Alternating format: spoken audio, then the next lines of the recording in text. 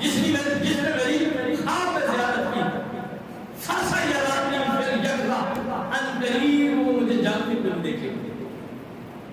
ایک اللہ کے بہت بڑے ولی گزرے ہیں، ان کے حوالے سے آتا ہے کہ وہ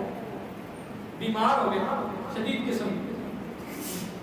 ظاہری بات ہے بعض دفعہ بندہ اتنا شدید بیمار ہوتا ہے کہ رشتہ دار دوست احباب وہ تیاریاں پکڑ لیتے ہیں کہ اب اس کا بچنا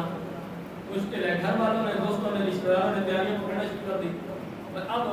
ان کا بچنا مشکل ہے۔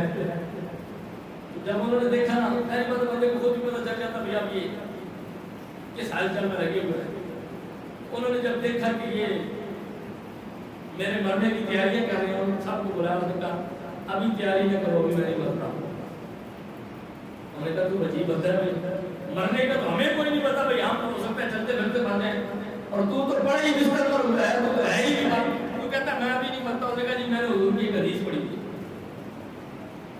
اور اس حدیث پر حضور نے وعدہ کیا ہے، اور وہ وعدہ ابھی پورا نہیں ہوا، اور ایسا نہیں ہو سکتا کہ لجبال وعدہ کرے اور وعدہ پورا نہ کرے، ایسا ہو ہی نہیں سکتا۔ انہوں نے کہا بابا کون سی حدیث پڑھی ہے، کون سا وعدہ نہیں پورا ہوا؟ انہوں نے کہا جی میں نے حدیث پڑھی تھی کہ حضور نے فرمایا تھا من رعانی فی المنام،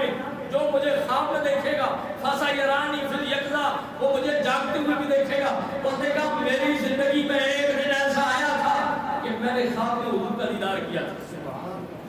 خواب میں دیدار ہو گیا،